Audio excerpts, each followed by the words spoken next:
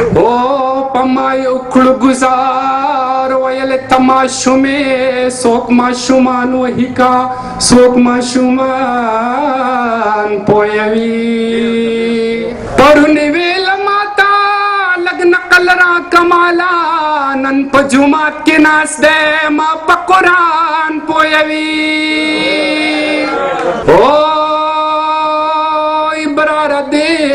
سړی تا چې خلکو ویل حیوان د دغه خلک لیوني چې اوس حیوان پویوي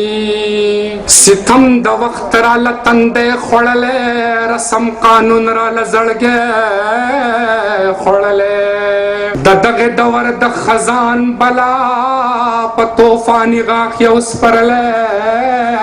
خوړلی دلته هر یو کس بل ته شوی دی غل سپي د سپیتوب په الزام سپی خوړلی رقیب انسانو ترېنه سپی جوړ شو اوس وایه سپي چرته زمری خوړلی د مور او پلار جړه مې نه شولي دی ګنې رقیب به مې ژوندی خوړلی مخکې به خلک لیوني خوړله نن سبا روغ لیونی خوړلی دلته په نوم د سړیتوب برارا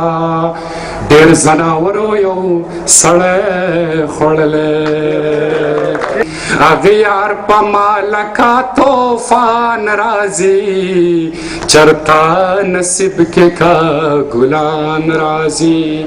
زمانه اوس ولي هم جوړوي مالا غصه راځي خفګان راځي ځان لنه مال د بل کس د پاره په کامیابۍ پسې ارمان راځي او چې هر کار کې احتیاط شروع کو د دې کزړه کې جوړ ایمان راځي او که پتا پوه شو د جانان په زیبا ابرار تال رقیبان راځي عشق کوه حمله کوه خو پس د نوکرۍ نه دلته کې هر څه کوه خو پس د نوکرۍ نه چرس هم څکه سګرټ هم څکه شراب هم څکه او بنګ هم هر قسم نشه کوه خو پس د نوکرۍ نه دلته کې بنیاد د مشروالې نوکري ده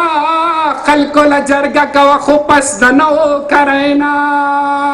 یې کته لقمان حکیم هم څوک دې مني نه دلته فلسفه کوه خو پس د نوکرۍ نه او نه دې دا غزل مني څوک نه دې مرثیه اوس شعر سبګته کوه خو پس د نوکرۍ نه زوی ته دې هم سر ټیټوړه که نوي نوکري دي پلار ته هم غصه کوه خو پس د نوکرۍ نه اخرنی شعر دی چې نن چې مې براره د کوم کار نه منې کوي بیا به وایي کوه کوه خو پس د نوکرۍ نه